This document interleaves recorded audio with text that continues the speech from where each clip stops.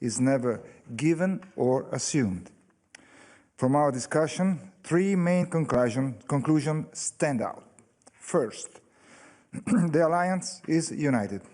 We may have robust exchanges of views at times, but I saw a clear and distinctive convergence on the military threats we face and on the direction of travel we must undertake. Second, the alliance is resilient. We are absorbing shocks and learning fast.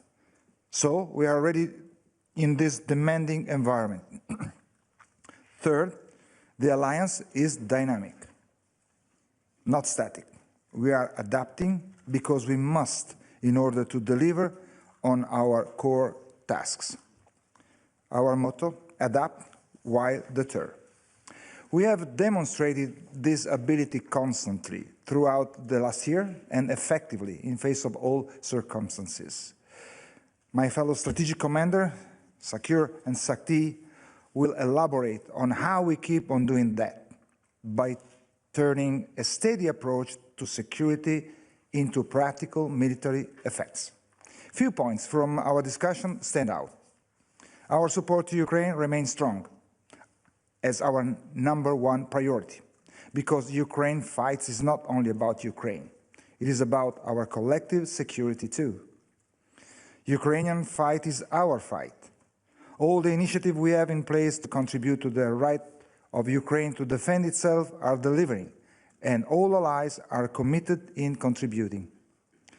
But we can and we must do more, and our support will endure. In this respect, let me praise the Ukrainian soldier, as I did with their Chief of Armed Forces in video conference. Their courage, discipline, resilience, adaptability, and determination are truly exemplary. Looking at the future peace, hopefully soon, we also had a fruitful discussion on the ongoing effort carried out by the Coalition of the Willing in sync with the Alliance mission. After Ukraine, we discussed security on a 360 degrees perspective across all domains, in Europe, on the southern flank, across the North Atlantic. We also discussed the Arctic, of course, a region of strategic relevance for NATO, where we have military exercises and training activities already pre-planned for the months to come. On another topic, we also confirmed that the time to invest smarter and faster in capabilities and new technology is now. Taking stock of the commitments made in The Hague, turning pledges into delivery. And we all agree about the need to convey this sense of urgency to the political authorities and to the defense industry, as our objective is to have an alliance ready to fight tonight. On one final point to note, after a very constructive consultation, we also approved a successful distribution of all command responsibility in the NATO command structure among the 32 allies, a true demonstration of a fair, responsible burden sharing. To conclude, let me highlight how none of this could be achieved by working in isolation. All allies recognize the value of cooperating with our partners across the globe in dealing with security, which is not anymore regional, it is global. Many allies also recognize how our collaboration and complementarity with the European Union remain key, and that a stronger EU means a stronger NATO. Meeting with the Indo-Pacific partners, Australia, New Zealand, Japan, and South Korea, and Republic of Korea, as well as with Georgia and Ukraine, have been another great opportunity to further deepen this valuable cooperation, an integral part of our daily work. Without further ado, I hand over to SACEUR first and SACT then, and then to your question. Thank you for your attention. Please, Grynkewich. Thank you, Chair, and good afternoon, everyone. It's great to speak with you today alongside Admiral Cavo Dragone and Admiral Vandier after our very productive sessions this week. It was a privilege to meet with the Chiefs of Defense and discuss what Allied Command Operations is doing to build warfighting readiness and to strengthen our deterrent posture. We're achieving this through our forward land forces on the eastern flank, through exercises like Steadfast Dart, which marks the second full deployment of the new Allied Reaction Force, and through enhanced vigilance activities like Baltic Sentry and Eastern Sentry. I recently returned from Romania and before that Slovakia, where I was impressed by the quality and interoperability of our forces. These forces are the foundation of this strong alliance, which continues to gain strength each and every day.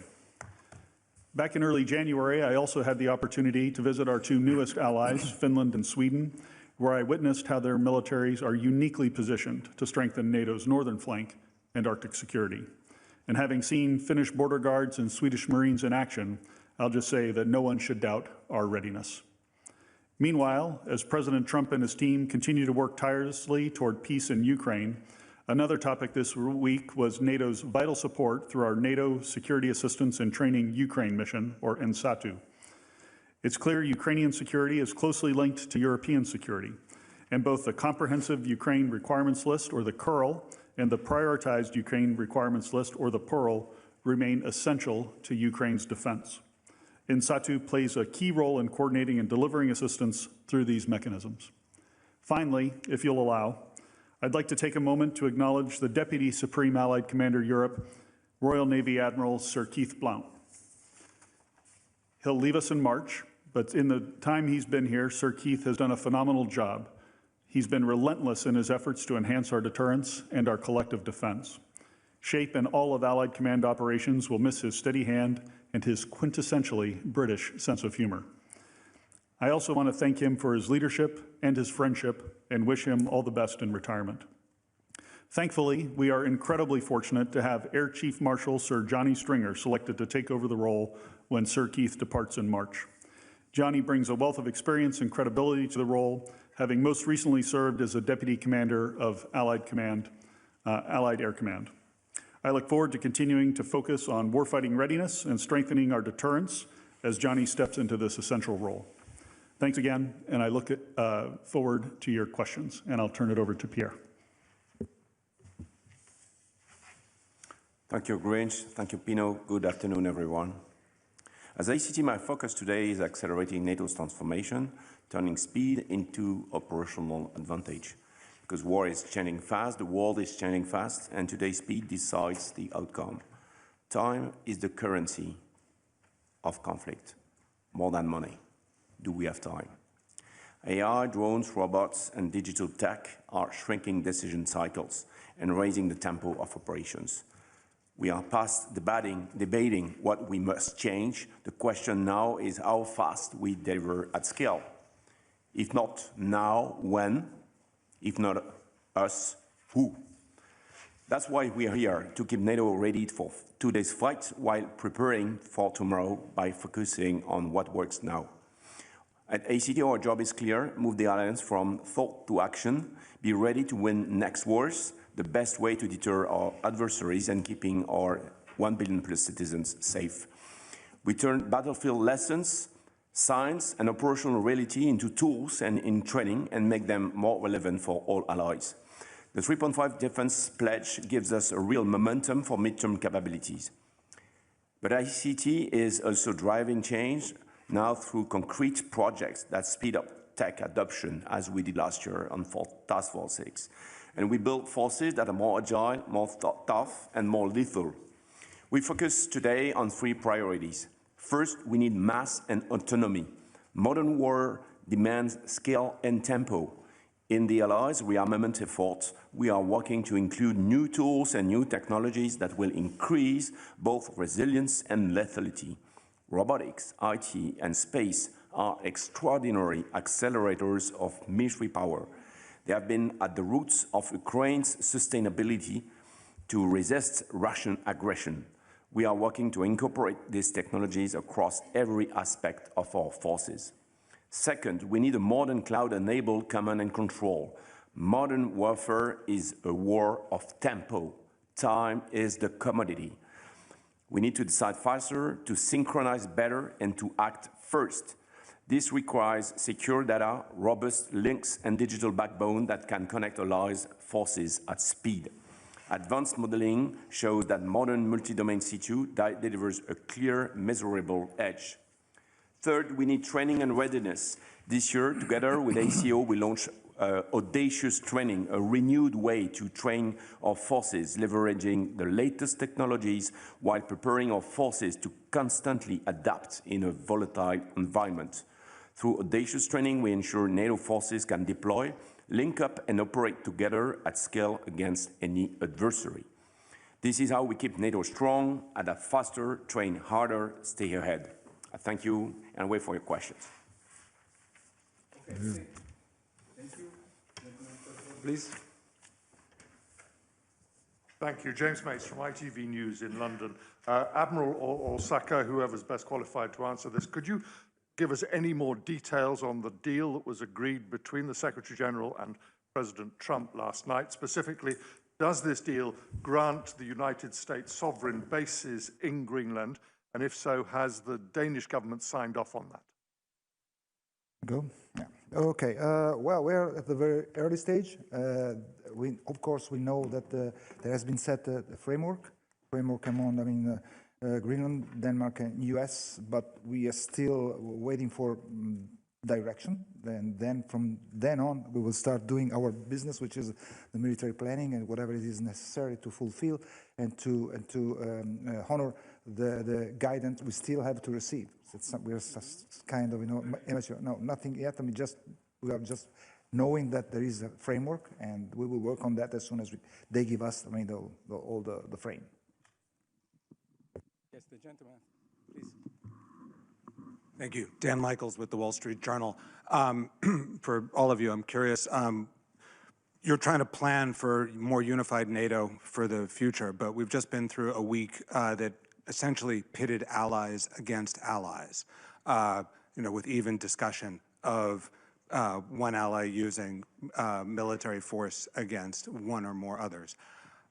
How difficult does this make your work, and how do you manage to get on with what you're doing when there are distractions like this that potentially put your forces in conflict with each other? Thank you.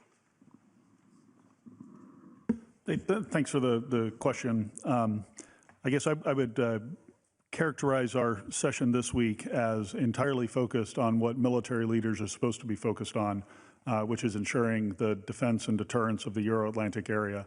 And we're united in that. We remain strong in that. We of course, are aware of the political discussions that are going on, but there was never a military dimension to those discussions that made its way down to us. So we remain strong, we remain united, and we remain ready. We had a great proof that what Grynkewich just said is what happened, because right in this week we had this meeting, the military committee in short section with the top level military leaders, and I'll tell you what, it was something totally, uneventful from this point of view and totally swift. Answer, please. Okay. Can you hear me? Yes. My first question goes to SACEUR. I would like to know if in your planning, in your strategy at the moment, it is foreseen or you're studying a possibility to activate an Arctic Sentry sort of operation if the leaders gives you the go-ahead, and what that would entail technically. And to the others too, I would like to know, when we now are talking about Arctic security, what, in your view, it is needed on top of what we already have to secure that particular region? For instance, the Russians have nuclear-powered icebreakers. I don't think, if I'm mistaken, that the NATO has one of those. So what, in terms of capabilities, we should prepare and increase to tackle security challenges in that particular region? Thank you. Okay, thanks. I'll start. First off, just on the potential for an Arctic mission, whether we call it Arctic Sentry or something else. We've done no planning yet. We have not received political guidance to move out. We're aware of discussions about this, of course, and therefore we're doing some thinking about how we would organize for it, but no planning has started yet. But we're ready. We've got a ton of expertise at SHAPE headquarters and across all of Allied Command operations that could be applied to this. One of the things that we recently did was realign the boundaries of our joint operations areas that put all of the Nordic nations and the Arctic under one command, our Joint Force Command in Norfolk. So that command is very well postured to continue looking at Arctic issues. So whether there's an operation or not, I'd also just emphasize across SACEUR's area of responsibility, we have a 360-degree approach to the threat. So as we look at implementing our deterrence and defense of the Euro-Atlantic area and that strategy, we have already been executing a number of operations in the Arctic over the time that I've been in command and before. We'll continue to do so, and then we'll wait on political guidance for any specific enhancements to that. On the, I may compliment on the fact that if you look at Cold War, this was a critical area to consider. And so you had a lot of activities in the ES area. Today, the global climate change changed the access to this area. And so the opening of the routes, the maritime routes, creates another question. And the control of this area is very important for NATO, for the countries that have continuous at sea deterrence, because the access to the area will change. You have to consider also space and ballistic issues, where the global threat we are facing needs to have a better look forward on what is going on from space. And so we have to work on the technical issues with new technologies on this specific environment. Thank you. Bloomberg. Andrea Policiano from Bloomberg. SACEUR, I want to ask you, there's obviously been a lot of talk about Greenland and the Arctic, and I know you've already said that there is an increased activity in the high north coming from Russia, coming from China, but I do want to ask you, like, in this specific moment where Arctic security is so high on the agenda, in the assessment of what's going on up there, is there anything particularly concerning? Have there been any recent changes in the security situation in the Arctic? Thank you.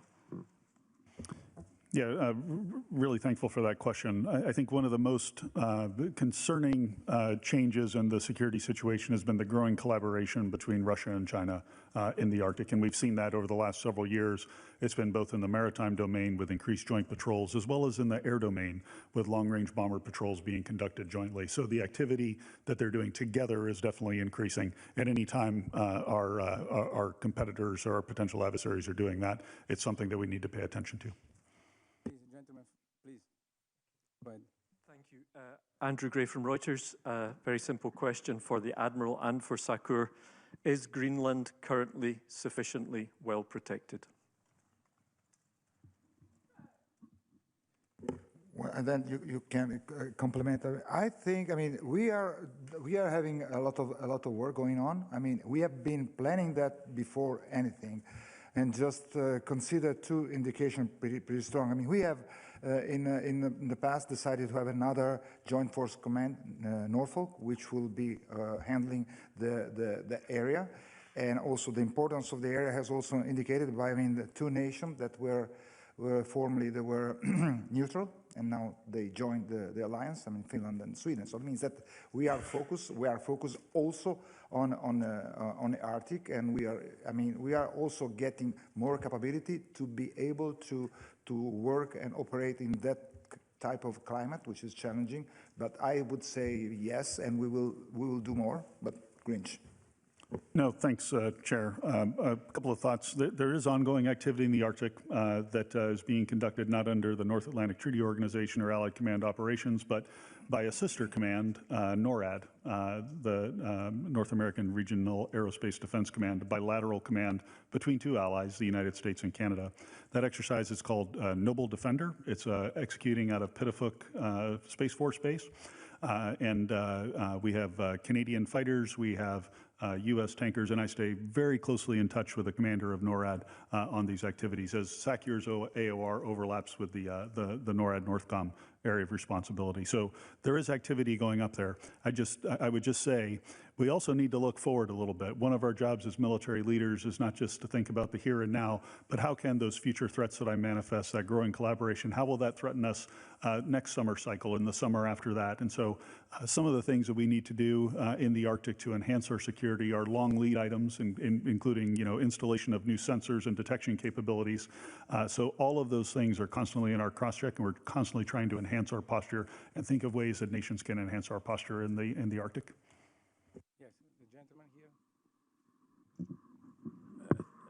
Thanks a lot. Max Delaney, AFP. A couple of questions for SACEUR.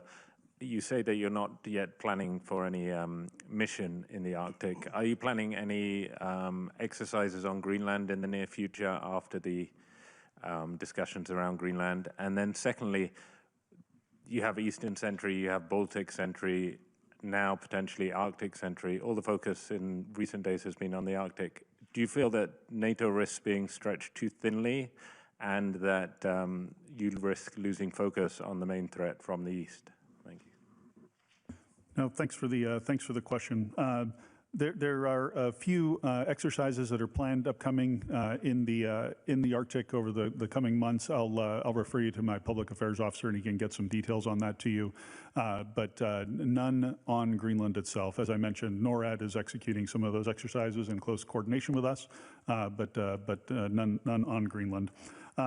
As far as if we are tasked to do some other vigilance activity, the Alliance has plenty of capacity here to meet all the requirements. And you know, leveraging the North American side of the Atlantic, the Transatlantic Alliance to provide some of those capabilities, especially in the maritime and air domain. There's a lot of synergy with how we can do this based on the geography.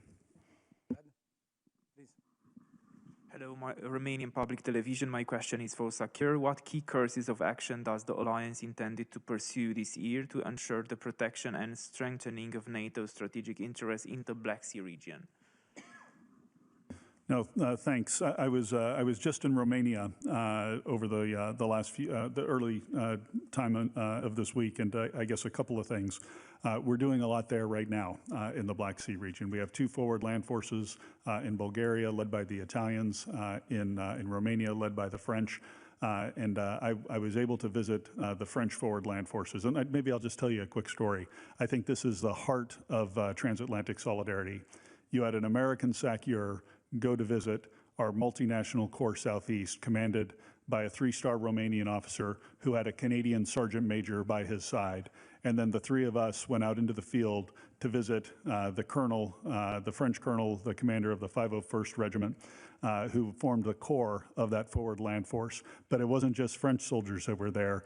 There were soldiers from Luxembourg, from Belgium, and from Spain. They were all part of that forward land force. And they told me about how they were coordinating with the Italian forward land force in Bulgaria to think about how they would coordinate their maneuvers under the multinational corps and multinational division that we have there. So you see all the nations that are involved in transatlantic security and the Black Sea region security in kind of one vignette, if you will. Of course, the land forces aren't the only domain that we're concerned about. Eastern Sentry is a big part of what we're looking at. There's, and that goes for counter-UAS capability and enhancing our counter-UAS detection and engagement capabilities. We've been working with Landcom and with SACT on options to take the lessons of Ukraine and reinforce Eastern Sentry with some of those capabilities. And of course, we're building a very flexible way to move larger missile defense capabilities and fighter capabilities to the point of need. So I think there's going to be a lot of activity in the Black Sea region. I'm extremely excited about it, having been there. And I hope to go back in summer because it was pretty cold. Terry, please. Thank you, Terry Schultz with DW over here. Thank you. To the General and the Admiral, first, a sort of technical question. SACEUR, are there any security gaps that could be improved if, for example, the United States had actual ownership of the land on which its hypothetical bases were sitting? I know that there's not a lot of precedent for that, but it's a question that's coming up. And then to you and the Admiral, of course, you're reassuring everyone that Greenland is not in any immediate danger, but you have the Prime Minister of Greenland warning his citizens to prepare for an invasion. With any sort of 360-degree security, of course, what citizens feel is also part of your responsibility. So what would you tell the Greenlandic citizens who very much fear the current situation and not from Russia or China? Thank you. And you can jump in, of course. I mean, that's the reassurance that we have this kind of framework. I mean, I think that that should be enough to know that, I mean, negotiations are going on. I mean, they are discussing at the political level. There is no any kind of, I don't think they should have any kind of fear, because it's something that has been stated clearly that, I mean, they're talking the best solution for everybody. And since it's a three-party discussion, negotiation with Greenland, I mean, they are represented. So I think I'm pretty confident there should be no fear from my point of view, from just trying to put myself in their shoes. Yeah, I think I would say to the citizens of the 1 billion citizens across the alliance, including those in Greenland, that our collective commitment to Article 5 remains ironclad. Thank you. The lady in the center, please. Yeah, I don't think I can comment on that. There's a number of things that intersect here that are beyond my remit, if you will. So, you know, Golden Dome and those sorts of things. I don't understand all the technical details for it. So I'd refer you to others. Yes, the lady in the center, please.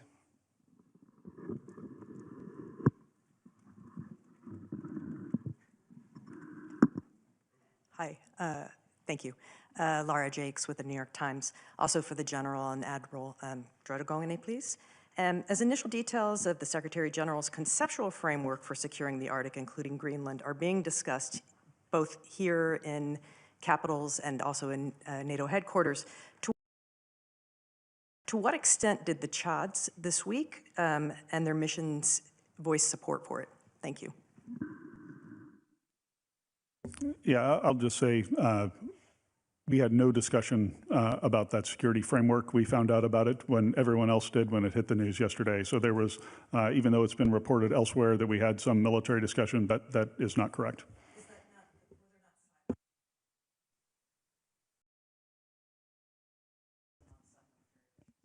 Not about that framework, no, ma'am. Question from the reporter, then, please. Hello, Mark from Associated Press. I have a question for Mr. SACEUR. Since the alliance has changed with the addition of Sweden and Finland, can you talk about what capabilities the alliance has and what members are best suited to actually do military warfare in the high north, where it's very cold, their conditions are very challenging? What type of resources do you have? Do you have enough icebreakers to, you know, make it through the high north? What allies are best suited to do warfare there? No, thanks. I tell you, Sweden and Finland and the capabilities that I saw on my trip there were very impressive. There was one point, I'll tell another story if you don't mind. We were getting a demonstration in the archipelago of some of the Swedish Marines' capabilities, and there was a Swedish Marine lieutenant colonel who was describing a scene in the background where they had a couple of vessels coming ashore with Marines that were assaulting the island that we were on as a demonstration of their capabilities. He pointed up in the air and showed a few drones that were doing reconnaissance, and then he goes, and we also have close reconnaissance capabilities. And if you look right here, and literally under our feet, who had just come up out of that icy cold water were two Swedish Marines who had been diving doing close reconnaissance. So, I mean, what a demonstration of capability up in the Arctic. So clearly the Swedes, the Finns, all the Nordic countries, Norway, Denmark have tremendous capabilities that they bring to bear every single day up there. Other near Arctic nations also have the ability to operate in that area. The United States has operated over the last several months up in the Arctic, north of the coast of Norway. So they're even countries that are a little farther away have some relevant capabilities up there. And I'm confident that if we're tasked to do any specific mission or just to continue our general approach to the Arctic, we're well postured. The gentleman over there, please. Yeah, I would add something.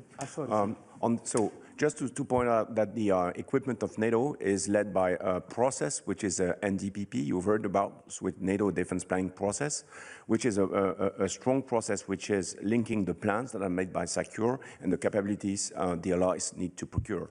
And so this is a consistent long-term plan, and so we are not running from a topic to another one. And so It's a 360 degrees plans that have been endorsed by the allies. And so we are working on this process on a continuous basis. We are at the end of the phase 5 and working on the next political guidance that will arrive in 2027. Let me add just one thing. I mean, of course, the capabilities has been highlighted properly by Grynkewich, but also, I mean, also the southern nations are sending troops and units to train in extreme cold weather. When I was Italian, I used to send some unit there to be acquainted and trained in extreme cold weather. They came back frozen but happy. Yes, please, over there. No, like in the back. First row, top. Thank you. Will Denslow with Feature Story News. In Davos, Japan's defense minister talked of the strategic importance in the Indo-Pacific. He talked about growing cooperation. You mentioned it as well in your opening remarks, Mr. Chairman. What exactly does that deepening cooperation look like, and why is there a growing strategic importance? Thank you. I'll take it. Personally, I've been in. I mean, we had the Indo-Pacific partners with us today. Yesterday, and I've been in Japan, in the Republic of Korea last year, and I will go to New Zealand and Australia this year.